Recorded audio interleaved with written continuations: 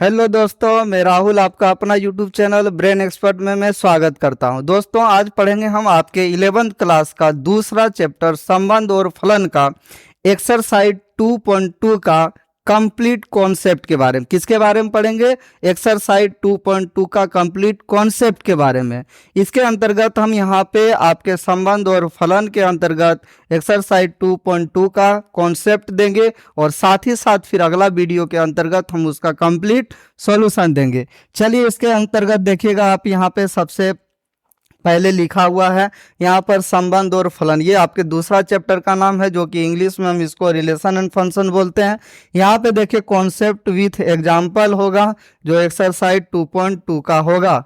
आगे ध्यान दीजिएगा, यहाँ पर देखिएगा आपके बीच में इस प्रकार से लिखा हुआ है, आप देख सकते हैं यहाँ पर लिखा हुआ है संबंध यानी रिलेशंस, यानी इसके अंतर्गत हम संबंध के बारे में चर्चा करेंगे। आप ये नहीं सोचिएगा कि घर गांव के बीच का जो संबंध होता है, भाई बहन, यहाँ पे मतलब पति पत्नी, या फिर मतलब और भाई बहन वगैरह हो गया, या माता पिता वगैरह हो गया, इन सब के रिलेशन के बारे में हम लोग को नहीं, बल्कि दो समुच्चय के अवयवों के बीच का रिलेशन के बारे में हम लोग को चर्चा करना है। ध्यान दीजिएगा, यहाँ पर समझिए, कोई दो समुच्चय रहेगा।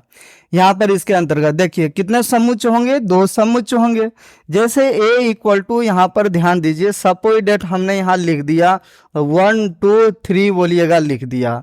b इक्वल टू यहाँ पे हमने लिख दिया 2 4, यहाँ पर लिख दिया 6, 2 4 कितना लिख दिया 6। और एक रिलेशन इन दोनों के बीच में हम यहाँ पे आपको क्रिएट करने के लिए बोल देंगे। क्या करने के लिए? रिलेशन क्रिएट करने के लिए। लेकिन आपको पता है, इससे पहले हम इन दोनों के बीच का कार्तीय गुणन के बारे में जानते होंगे। किसके बारे में? कार्तीय गुणन के बारे में। कार्तीय गुणन के रूप में हमको क्या लिखना है? यहाँ पर 1 2 लिखना है। अब बोलिएगा 1 4 लिखना है। फिर बोलिएगा 1 6 लिखना है। फिर बोलिएगा 1 का हो गया 2 2 लिखना है। फिर बोलिएगा 2 4 लिखना है। फिर आगे हम नीचे लिख लेते हैं 2 6 लिखना है। फिर आगे बोलिएगा क्या होगा? 3 को प्रत्येक के साथ 3 2 हो जाएगा, 3 4 हो जाएगा। अब बोलिएगा फिर आगे 3 6 हो जाएगा। और एक बात हम बता देते हैं कि कोई रिलेशन को जब भी हम डिनोट करेंगे कैपिटल R से करेंगे, और वो जो रिलेशन किसी ए सेट से दूसरे सेट पर होगा वो सबसेट होना चाहिए A क्रॉस A का। वो सबसेट किसका होना चाहिए? A क्रॉस A का। तभी वो रिलेशन हो सकता, वरना रिलेशन नहीं हो सकता। जैसे हम एक रिलेशन हम बोल देंगे R पे है, रिलेशन देखिएगा इस प्रकार से जब भी रहेगा एक्स वाई के फॉर्म में रहेगा, और ये जो x जो है पहला सेट का एलिमेंट यानी A का होगा, A1 यानी एंड बोल सकते हैं, y जो होगा वो दूसरे सेट से लिया गया होगा। और इसके बीच में हम एक रिलेशन हम इस प्रकार से आपको अगर हम दे दें, बोले कि बताइए x और y इस प्रकार से है जहां x y से छोटा है, यानी यहाँ पर पहला जो है दूसरा से छोटा है। तो अब आप बताइए इसमें कौन कौन सा आप A क्रॉस B का एलिमेंट आप ले सकते हैं? जैसे बोलिए 1 2 ले सकते हैं, बिल्कुल 1 और 2 ले सकते हैं, क्योंकि अगलेली पिछलेली से छोटा होना चाहिए, ये ध्यान दीजिएगा। 1 4 बिल्कुल 1 4 इस रिलेशन के अंतर्गत होगा। फिर आगे बोलिएगा क्या होगा? 1 6 बिल्कुल 1 6 होगा। फिर आगे बोलिएगा 2 2 नहीं होगा, 2 4 हो जाएगा। फिर आगे बोलिएगा 2 6 हो जाएगा। फिर अगला बोलिएगा यहाँ पर क्या होगा? 3 2 नहीं होगा, 3 4 हो जाएगा, और 3 6 हो जाएगा। 3 4 और 3 6, ये आपका जो रिलेशन जो है, ये यहाँ पर रिलेशन संभव है। क्यों यहाँ पर संभव है? क्योंकि इस रिलेशन का total element A cross B में आपको मिल जाएगा।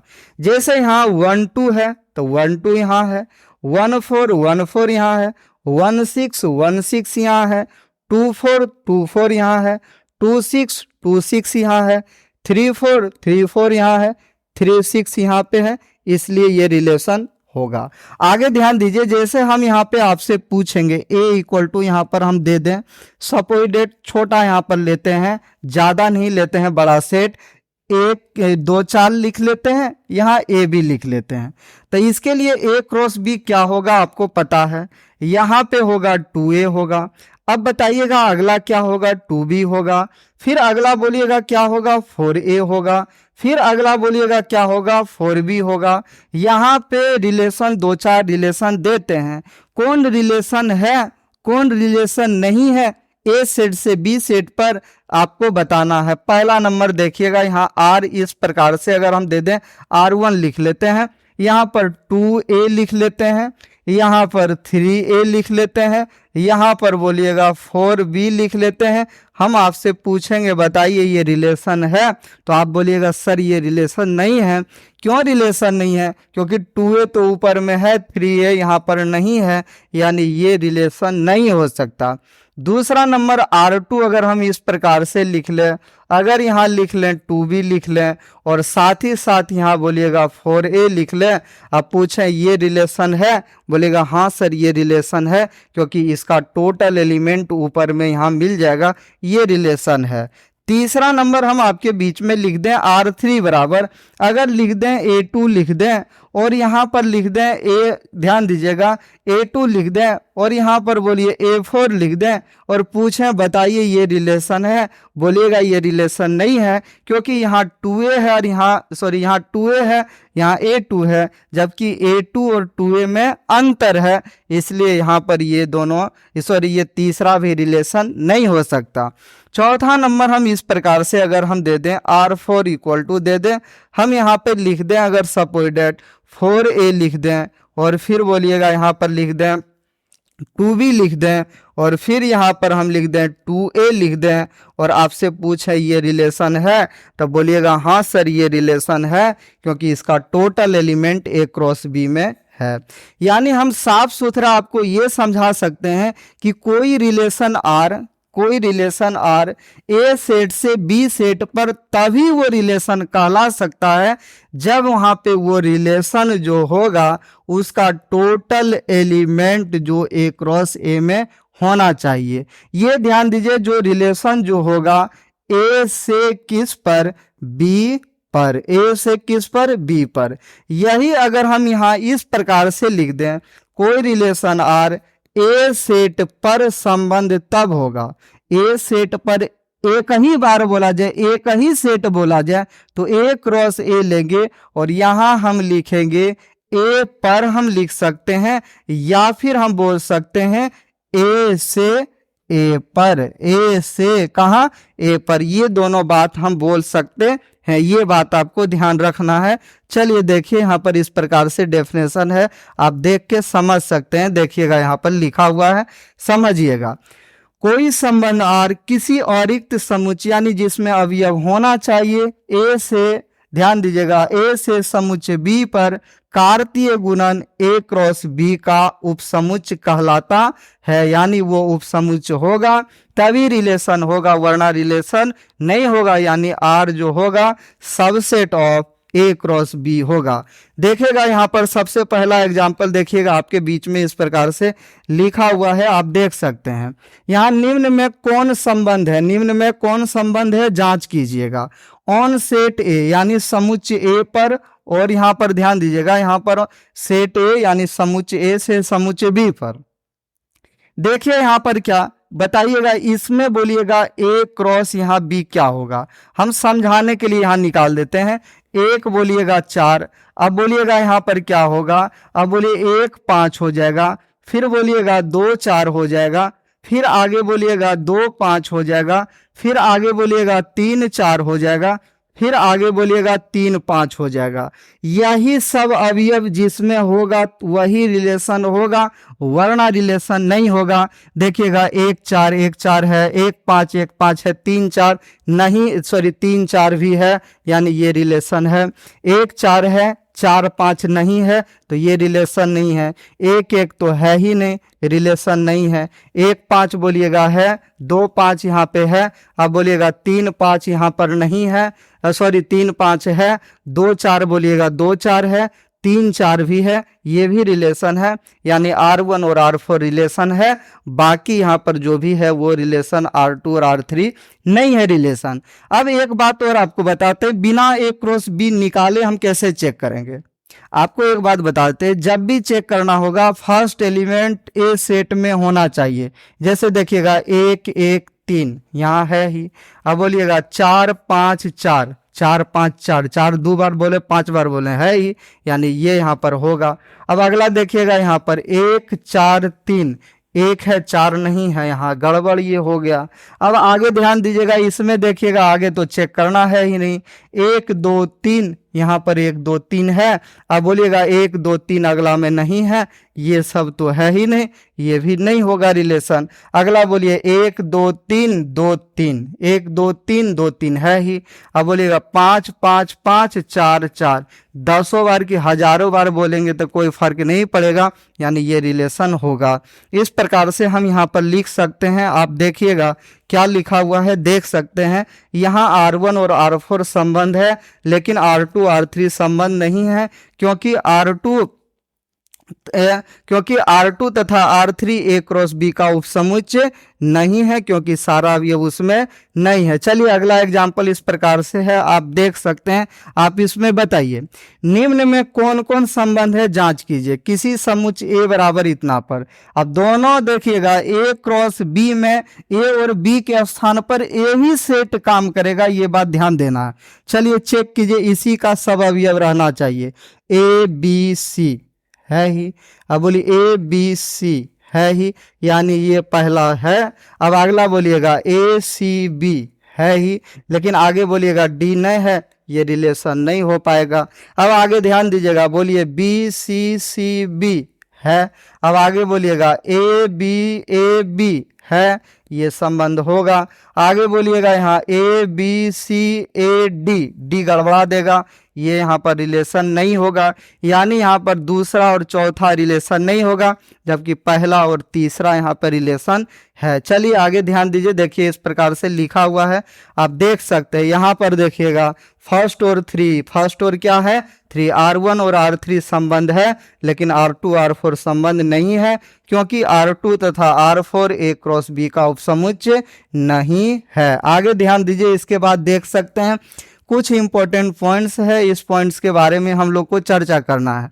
महत्वपूर्ण बिंदुएं यानी इंपॉर्टेंट पॉइंट्स। चलिए हम सबसे पहले कुछ आपको समझा रहे हैं, आप ध्यान दीजिएगा। देखिएगा कोई भी यहाँ पर इस प्रकार से सेट यहाँ पर दे दे, जैसे यहाँ पर दे दे, देखिएगा यहाँ पर दे दे A सेट दे दे और यहाँ पर B set they they. A set और क्या दे दे, B सेट दे दे।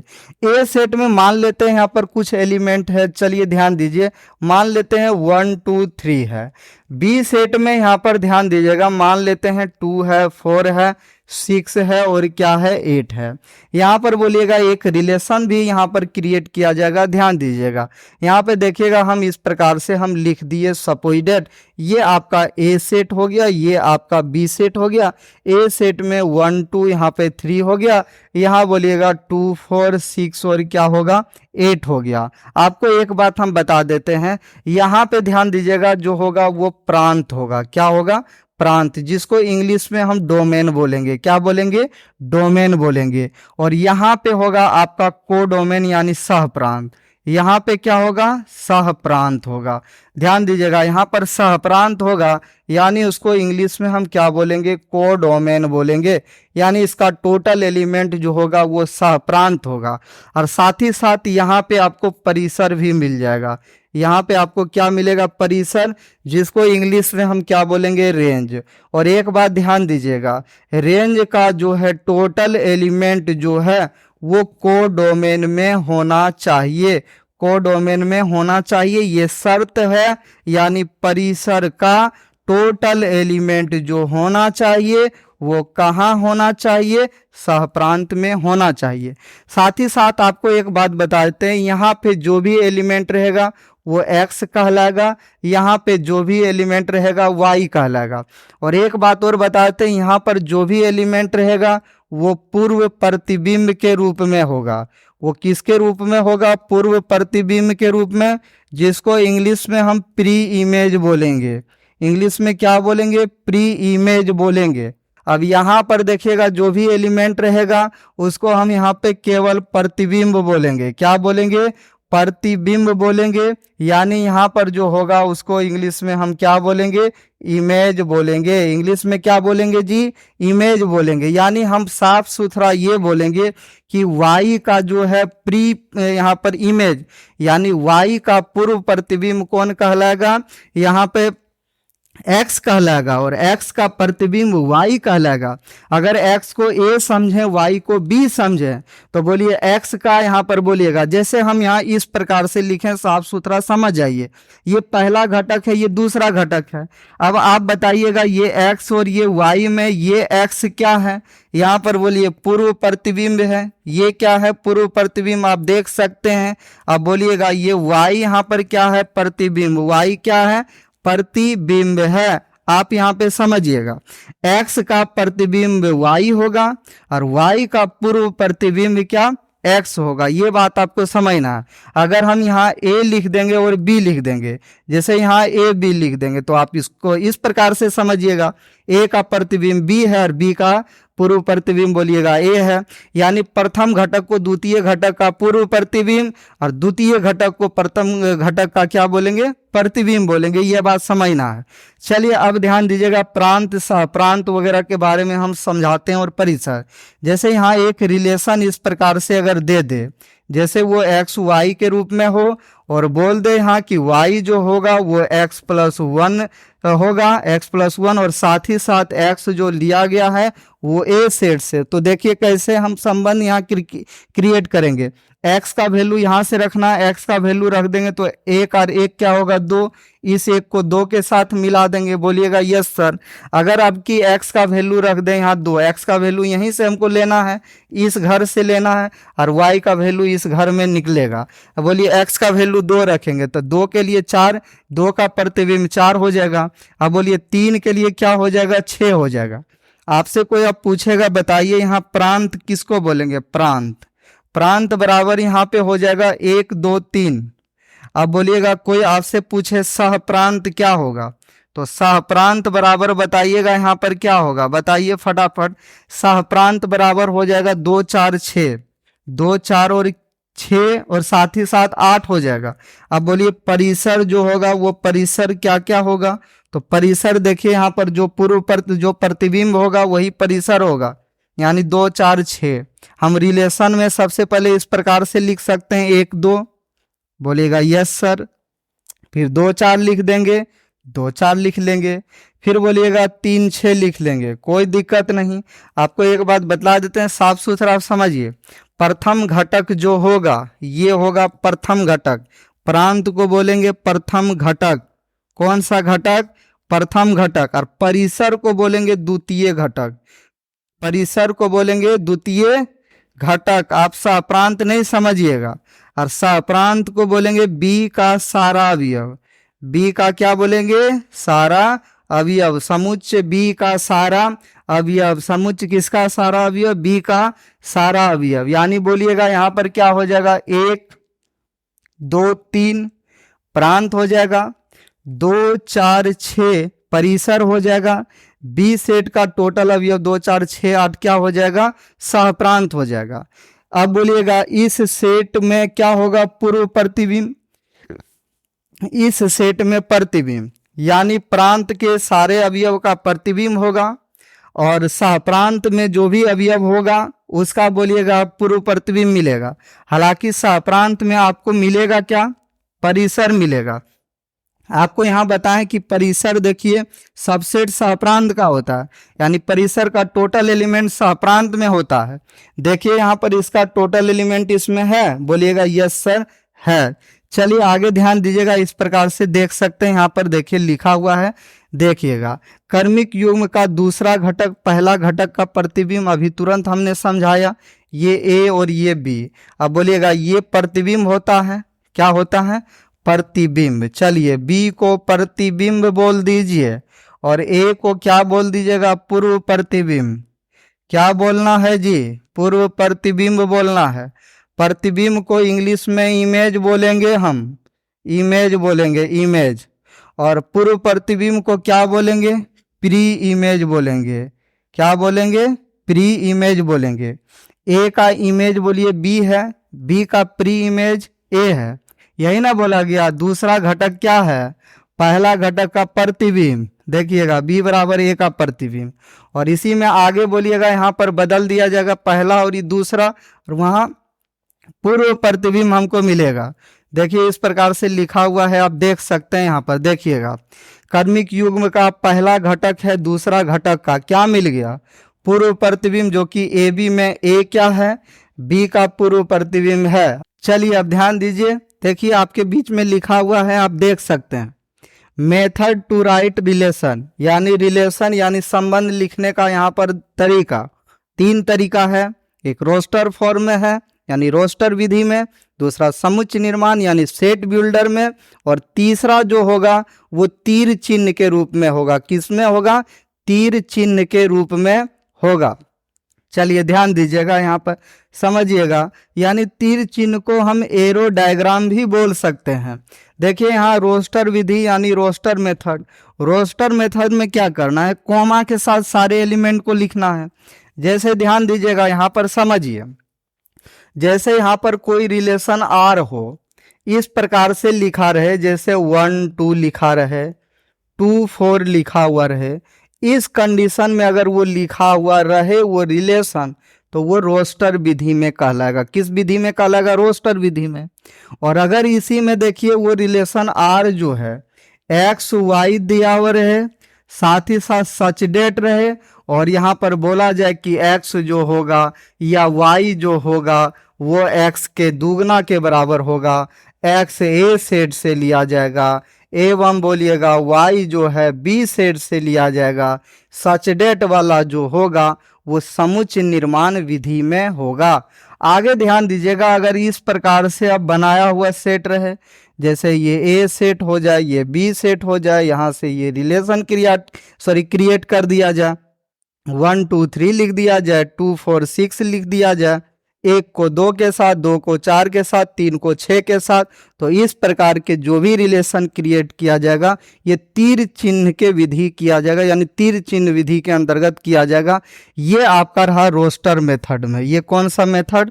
रोस्टर मेथड, रोस्टर मेथड में होगा, यानी इसको बोल सकते हैं रोस्टर विधि। कौन सा विधि बोलेंगे? रोस्टर विधि के अंतर्गत बोलेंगे।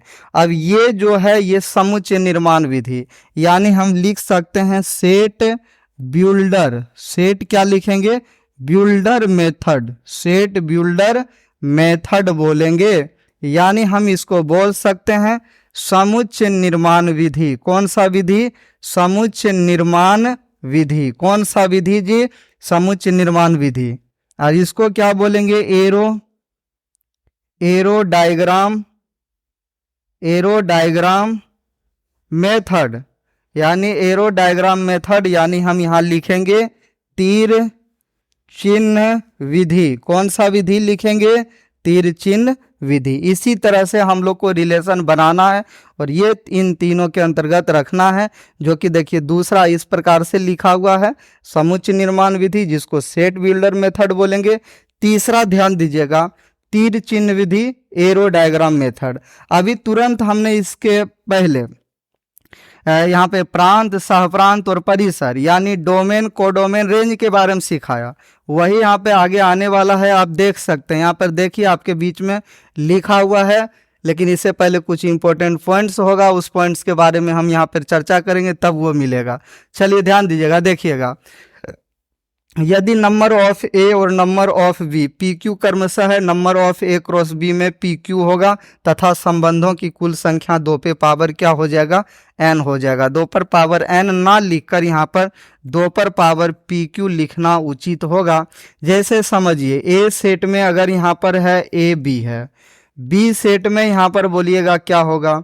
बी सेट में अगर सपोर्टर समझाने के लिए 2 हम लिख लिए, आपको केवल समझाने के लिए छोटा एग्जांपल लिख रहे हैं। ए क्रॉस बी अगर आप निकालते हैं तो ए क्रॉस बी A2 निकल जाएगा, अब बोलिएगा, और B2 निकल जाएगा। आपसे हम पूछेंगे बताइए number of A equal to क्या होगा, तो आप बोलिएगा 2। Number of B equal to क्या होगा, 1 हो जाएगा। अब बोलिए यहाँ number of A cross B बराबर क्या होगा, तो आप लिख सकते हैं number of A cross, number of A cross क्या लिखिएगा, नंबर ऑफ बी, यानी यहाँ 2 गुना 1 यानी हो जाएगा 2। अब संबंधों की जब हमको संख्या निकालना होगा, टोटल उपसमुच, इसका टोटल उपसमुच क्या होगा, पहले 5 होगा, फिर एक एक कर करके यानी A2 हो जाएगा। अब बोलिएगा A2, फिर बोलिएगा अगला क्या होगा, B2 हो जाएगा, फिर अगला बोलिएगा 2 यानी बोलिए A2 और बोलिएगा B2। ये टोटल यहाँ पर दिए गए समुच्चय का उपसमुच्चय है। इसी को तो हम संबंधों की संख्या बोलते हैं, जो कि गिनने पर 1 2 3 4 प्राप्त होगा। ये टोटल यहाँ से यहाँ 1 है, तो ध्यान दीजिएगा यहाँ पर देखिए फॉर्मूला से निकल जाएगा। ये क्या कहलाएगा, P कहलाएगा। P का मान देखिए यहाँ 2 है। अब बोलिए इसमें यहाँ पे बोलिए Q का वैल्यू निकल जाएगा जो 1 है, फॉर्मूला पे रख दीजिए, 2 पे पावर PQ हो जाएगा। 2 पे पावर PQ का मतलब 2 पर पावर 2 गुना 1, 2 पर पावर 2 हो जाएगा, 2 गुना 2 लिख देंगे यानी 2 दूना 4 होगा, जो कि 1 1 2 1 3 और 1 यहाँ से यहाँ तक 4 निकल गया, आप देख सकते हैं। चलिए यहाँ पर ध्यान दीजिएगा, आप थोड़ा समझिए, यहाँ PQ होगा, टाइपिंग मिस्टेक था। चलिए आगे ध्यान दीजिए, देखिए यहाँ पर हम अगला टॉपिक जो चर्चा करेंगे वो डोमेन, कोडोमेन और रेंज के बारे में, जिसके बारे में हम अभी तुरंत आपको कॉन्सेप्ट दे दिया। चलिए यहाँ पर एक एग्जाम्पल लिखते हैं, उसके अंतर्गत बताना है कि कौन सा डोमेन, कोडोमेन और रेंज है। जैसे हम यहाँ पर लिख रहे हैं, आप ध्यान दीजिएगा, ए सेट यहाँ पर लिख दिए इस प्रकार से, ए सेट में लिख दिए अगर सपोज डेट 1 2 3, ठीक है। अब बोलिए बी सेट यहाँ पर हम लिख दिए अगर सपोज डेट 1 लिख दिए, 3 लिख दिए, 5 लिख दिए, 7 लिख दिए। अब आप बताइएगा यहाँ पर आगे जो होगा, एक रिलेशन हम दे दिए, आर जो होगा वो एक्स वाई के फॉर्म में होगा, और y जो होगा वो y होगा 2x माइनस 1 के रूप में, और x लिया जाएगा आपका a सेट से, y लिया जाएगा b सेट से। तो अब आप बताइए रिलेशन कैसे क्रिएट कीजिएगा, r इक्वल टू बोलिएगा आगे कैसे, ये समुच्चय निर्माण में लिखा हुआ है, हमको रोस्टर में पहले लिखना है, यानी बोलिए x का वैल्यू 1 लेंगे, 2 गुना 1, 2 में 1 घटेगा 1, अब बोलिएगा 1 1 हो जाएगा, यहाँ पर 1 1 हो जाएगा। यानी हम सबसे पहले फिगर के माध्यम से आपको समझा रहे हैं, यहाँ ध्यान दीजिए, ये 1 2 3 आपका हो जाएगा, ये बोलिएगा 1 3 5 7 हो जाएगा, ये यहाँ से यहाँ तक एक रिलेशन होगा, ये ए सेट होगा, ये बी सेट होगा। आर बोलिएगा यहाँ पर क्या होगा, ये आपका एक्स कहलाएगा, आपको पता है, और ये आपका वाई कहलाएगा, ये आपका क्या कहलाएगा, वाई। अब रख दीजिए एक्स का वैल्यू 1 रखिए, तो 2 गुना 1 में 1 घटेगा, 1 1 में 1 घट गया तो 1, बोलिएगा 1 1 चलेगा। फिर अगला बोलिएगा 2 दूना 4 में 1 घटेगा 3, 2 को 3 के साथ 2 3 चलेगा। फिर अगला बोलिएगा यहाँ पर क्या हो जाएगा, फटाफट बताइएगा, यहाँ 2 तिया 6 में 1 घटेगा 5, यानी 3 5 यहाँ पे चलेगा। यानी आपसे हम पूछेंगे प्रांत, सह प्रांत और परिसर, बिल्कुल आसान है, निकाल सकते हैं। अगर हम प्रांत के बारे में पूछेंगे, जिसको हम डोमेन बोलेंगे, आपको पता है डोमेन। चलिए यहाँ पहला घटक बोलिए, डोमेन जो होता है कर्मिक युग्म का प्रथम घटक, यानी हो जाएगा 1 2 3 हो जाएगा। अब बोलेंगे बताइए परिसर, परिसर क्या होगा, दूसरा घटक हो जाएगा। अब बोलिए परिसर दूसरा घटक हो जाएगा, यानी 1 3 5 हो जाएगा, 1 3 और 5 लिखेंगे। अब बताइए सह प्रांत, क्या लिखेंगे, सह प्रांत। बोलिए सह प्रांत किसको बोलेंगे, समुच्चय बी के सारे अवयव, यानी टोटल सारा अवयव, 1 3 5 और क्या होगा 7 होगा। इसको डोमेन बोल सकते हैं, डोमेन क्या बोलेंगे, डोमेन बोलेंगे। अब बोलिएगा परिसर को क्या बोलेंगे, रेंज बोलेंगे, क्या बोलेंगे, रेंज। सह प्रांत को क्या बोलेंगे, कोडोमेन बोलेंगे, क्या बोलेंगे जी, कोडोमेन बोलेंगे। चलिए ध्यान दीजिए, आगे देखिएगा, यहाँ पर देखिए लिखा हुआ है, आप देख सकते हैं, समझिएगा।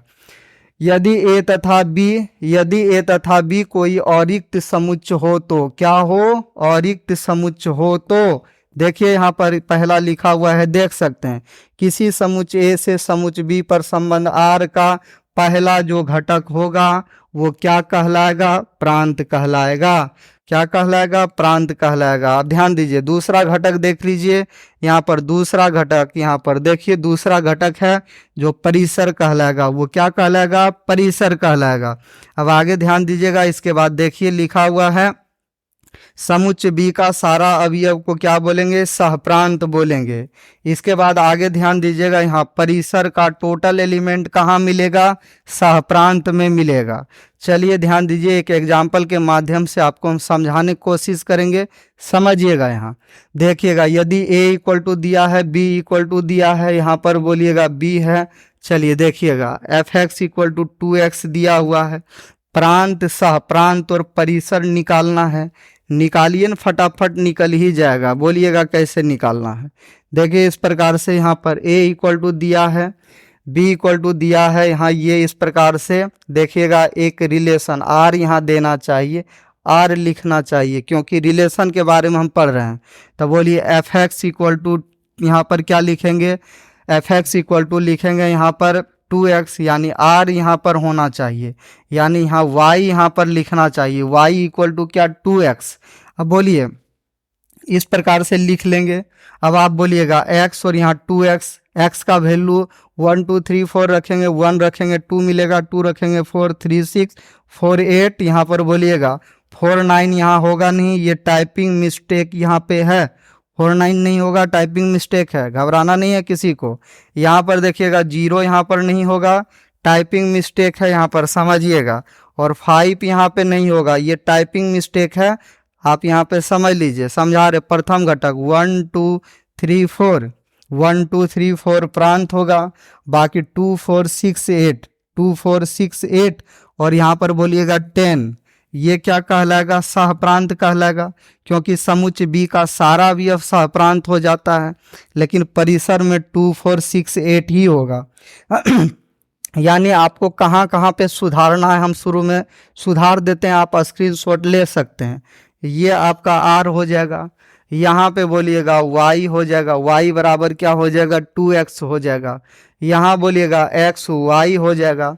यहाँ पे ये 0 नहीं होगा, टाइपिंग मिस्टेक है, 5 नहीं होगा, टाइपिंग मिस्टेक है, और यहाँ पर ये वाला नहीं होगा, टाइपिंग मिस्टेक है। आप स्क्रीनशॉट लेना चाहते तो ले सकते हैं। चलिए ध्यान दीजिए, इस प्रकार से ध्यान दीजिए, आपके सिलेबस का एक्सरसाइज 2.2 का कंप्लीट जो कॉन्सेप्ट होता है वो हमने आज के डेट में क्लियर किया।